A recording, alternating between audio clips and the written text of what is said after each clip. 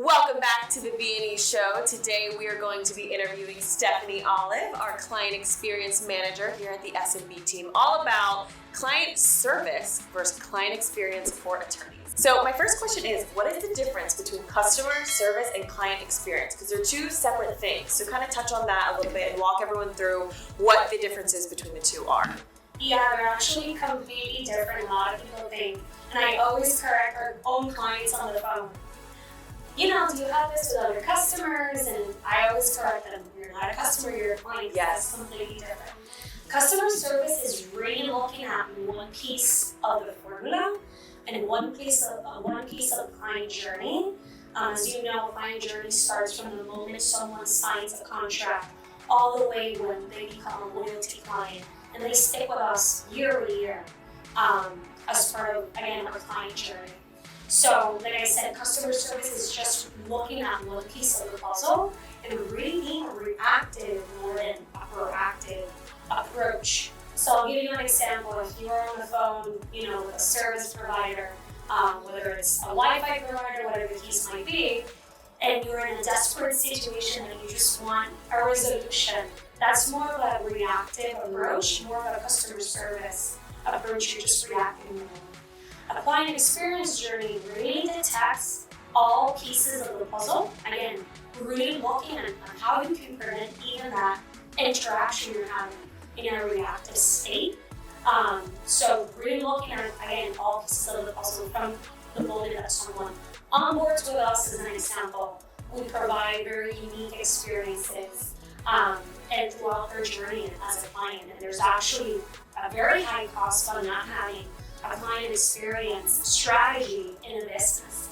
I mean, we look at statistics that now client experience has become a decision maker factor for any buyer persona, and that has overcome, price objections and really other objections that someone might take. People are actually willing to pay more for premium prices to just have a long experience and be able to really get their money's worth. And also data has shown that client experience, not having client experience as part of your strategy, can actually reduce your overall profit margins. Saving 5% churn rate year over year can increase your profits by at least 25%. And that's crucial to any business. Yeah. And I think a really good example of this too, and when we say like amazing client experience, right? And a lot of people always think about the Four Seasons or a really nice steakhouse, but think about something like Chick-fil-A. Yeah. They have an amazing client experience no matter what. And how much is a meal? $10, $15, right? So no matter where you're at in your business size, don't think that you can't build an incredible client experience process, because it's essential for every part of the business. Yeah, and we actually model, we always say here at the SMB Team, we want to be that Chick-fil-A experience. And Chick-fil-A, as a matter of fact, has an omni-channel client experience journey, meaning that it doesn't matter, and IKEA is another good example. It doesn't matter what Chick-fil-A you go to, any state, any location, you always get the same level of experience. And that's what we're trying to create here at the SMB Team. It doesn't matter with what team member you interact.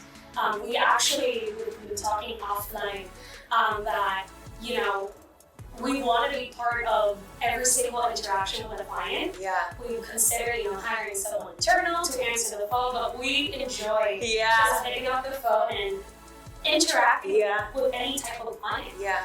Because we want to be able to provide that personalized attention throughout every journey of our client experience process. And with an omni-channel, like I said, approach, you're able to provide that. So if you're interested in implementing, you don't have a client experience process right now, look into it more in detail, omni-channel model client experience. Yeah, that's a great point. So with that being said, this is actually a great time for us to kind of talk about, how do you begin? How does someone out there with zero client experience processes or systems or even a vision in place, where do they begin and how do they start? Yeah, 100%. I would say that the first step is really creating a vision. If you were in your client's shoes, how would you like to be treated from the moment someone picks up the phone all the way to the become all the way, right? So analyzing what is your vision, and really planning, again, every single part of that formula that we had touched base in the beginning, right? Building processes around if someone becomes a client, this is the first touch point that they're going to get. The exact, response, the scripts that they're going to follow, that then can be trainable, and that leads to a second point, having a team that is very aligned with your goals, that knows your brand really well, and that are both empathetic and firm. Because that is really needed in this specific role in client experience. We, internally at the SMB team, take tests, and we'll link it here. It's called DISC, where we really analyze specific personality traits that are needed for this role, which is very similar to sales, right? So if you're in a practice area that, again, DUI, personal injury, that require a really good attention to detail and like being empathetic, right? Because placing yourself in these clients' shoes, they're in a very desperate state, right? If you have a DUI, sometimes you need a lawyer right in the moment, or the next day. So having someone who can empathize in that situation and really provide, again, very firm in their decision making. We're going to set up an appointment. Here's the next availability. I'll follow up with you via text, via email, and again, providing an amazing client experience throughout every touch point, from the moment they schedule that consultation all the way to their case is closed. And providing a good client experience leads to more Google My Business reviews, video testimonials, which are so powerful and they work really well. We even use them in our own client experience journey and processes. And on top of that, it builds credibility to your brand. It differentiates you from other firms, right? So you can have that competitive advantage. And at the same time, that leads to more referrals and more business, right? So you are generating more business by providing a good client experience. And then last but not least, having specific metrics that you can analyze to ensure that these client experience processes are being followed. So in our business, which I think is applicable to any industry, specific industry would be legal, right? So we analyze Net Promoter Score. If you're a client, you might be very familiar with the surveys that we send out frequently. So it's really just one question. From 1 to 10, how likely are you to refer, and in this case for us, the SMB team. And we analyze and we take feedback very seriously. Here at the SMB team, even Emily Hauser, CEO, is up to speed with every single one of our survey responses. And we take action, whether it's good or bad, by, if it's bad, we review, we schedule a call with our client, we analyze and do an action plan that, again, leads to more trust, transparency, and in the end, we've had a pretty good success rate of turning, an unhappy client to a loyal client. And those that are very happy clients, we then, either request a Google My Business review, a testimonial, and we use opportunities to allow these metrics to not only improve our processes, but also give ourselves a pat in the back. Because it is a metric that allows us to analyze how happy our clients are and if they're likely to give us business. So I think those three metrics and just points allow you to build a starting point towards a client experience model, which again we will highly recommend an omni-channel approach, which allows you to really model, mimic, and master, right? So if you're in one practice area, DUI, but you also offer personal injury, divorce, and other practice areas, you can start with one and then mimic, model, and master, and be able to provide the same level of experience. It doesn't matter with who they interact or what the matter is about. At what touch point, And something that Stephanie and our team has been building out is kind of just like a roadmap, right? That kind of leads me into my next question, like what is the biggest secret of client experience? What is something out there that most attorneys likely don't know about client experience, and why A, it's so important, but B, how to set the team up for success? And we were saying, client experience isn't one specific touch point. It is every single moment. Like Stephanie was saying, it's from the way that someone answers the phone, to how they sign off in a signature, to how frequent and at what cadence the communication is. And all of those things go into building this amazing client experience. So kind of talk to me about, the number one secret of great client experience. I can't keep myself with just one, so I'll just throw in 3, if you don't mind. Go for it. So the first one will be response rate. And I know that you might be thinking, why does that really matter? Well, place yourself again. That is actually the number one secret. Place yourself in your client's shoes and tell yourself, how would I like to be treated in this specific situation, right? So response rate is really crucial, right? If someone is calling you on an urgent matter, I know we gave an example of you're a DUI or personal injury lawyer. How quickly can you respond to that client, whether it's via text, doesn't matter at what time, at night, they're in a difficult situation, the phone, email, really being responsive to your client. There's data and studies, case studies out there that is the number one thing that users are looking for and clients are looking for as far as, a decision maker factor that can break or make a relationship and could really be a domino effect and a trust relationship with the client. So I would say number one will be response rate. Number two, we touch base about net promoter score, and there's a ton of resources out there as far as how you can measure that.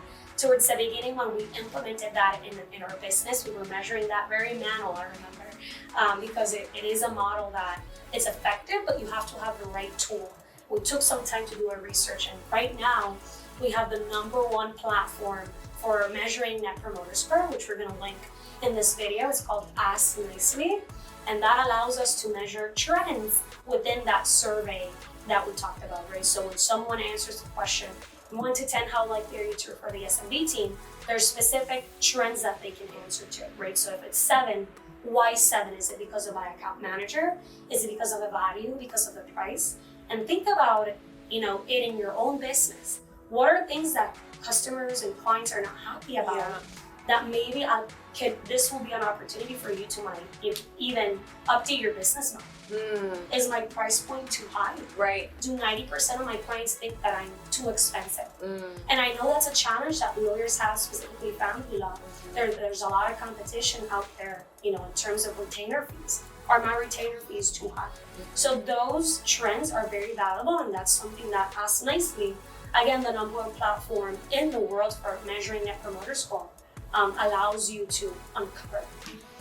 And then last but not least is a secret that we're going to be linking to this video, which is we call giftology. We give our clients a special treat when they onboard with us. We send them, I'm not going to say, but if you want it, just let us know. We'll send you the link. But we send them a gift when they least expect it. Yes. And those are wow moments that you can provide, and you differentiate yourself, right?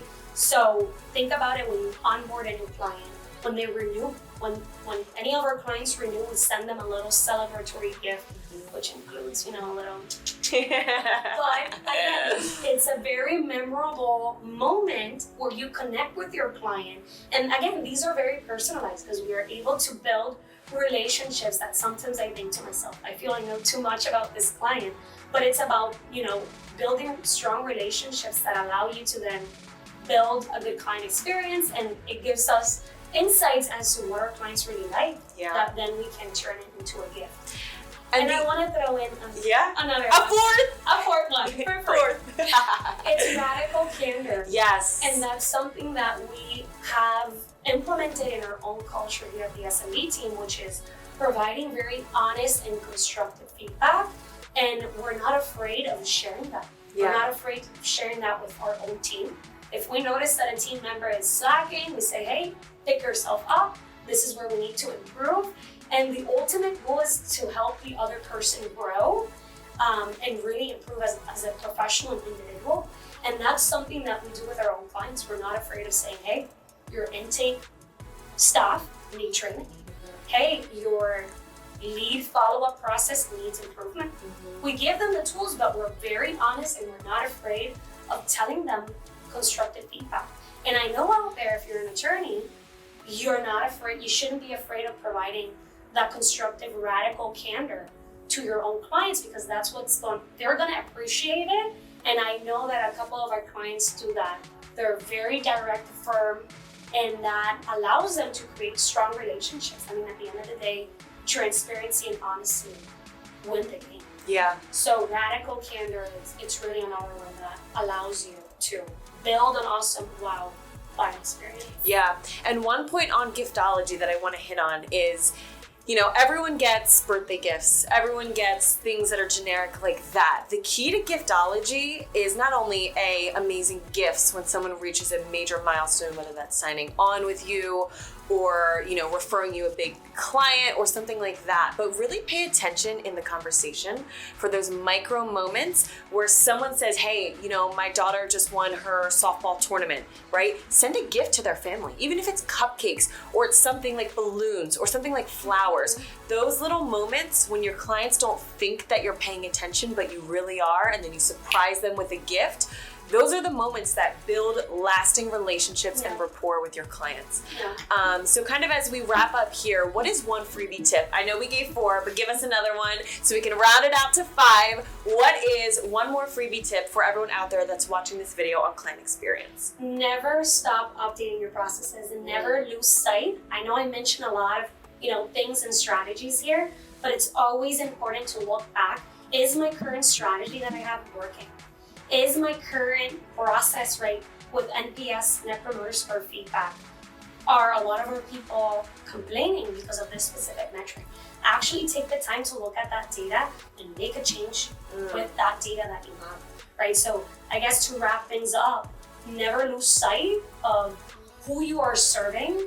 Never stop asking hard questions and always be, you know, looking for ways to build strong relationships. I know that we at the SMB team feel so lucky to have really good clients. Through Radical Candor, we're able to ask hard questions, but also get to know our clients on a very deeper level. And sometimes it leads to very funny moments. We even have a client who, I'm not gonna say a name, but even gave Bill, our CEO, he shipped him hair gel. Hair gel, and it was gel and like pomade. Like he shipped like just hair products because he knew that he was running low. Yeah. And he knew that, he just knew. It was so funny. We had another client that now we use that gift. Oh, the dance button? Yes. It's this dance button that then we use as a celebratory moment when we do a renewal, when we need a break. Yeah. And again, those are memorable moments for us.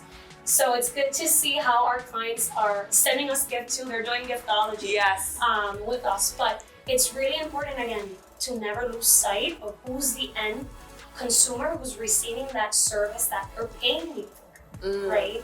And placing always yourself in their shoes and always asking yourself, how would I like to be treated? With that being said, I also want you guys to have access. So Emily, if you can link the giftology, because we will have link that below. amazing price ranges and like really good stuff in there. Yes, so if you want to get that list of our giftology vendors, people that we've used to surprise and delight our clients and create really amazing relationships, we'll link that below. Just email support@smbteam.com and we'll make sure that gets to your inbox. Awesome. But other than that, thank you, Stephanie, for joining us, and thank you for sharing all of your wisdom, and we'll see you next time. We need peace and quiet because we are the stars. And a 1, a 2, a 1, 2, 3. Stephanie, my first question is, going along with the title, what is the difference between client experience and client service? Those that become, you know, with you. That was oh, do you want to go all the way from the top? Yes. Okay. Now, that's good. Okay, wait, ready? So that's a great, wait, what did I say? So with that being said, that's actually, I just stuttered, okay. So with that being said, that's actually a great time for us to kind of get to the, Really goes, it's okay.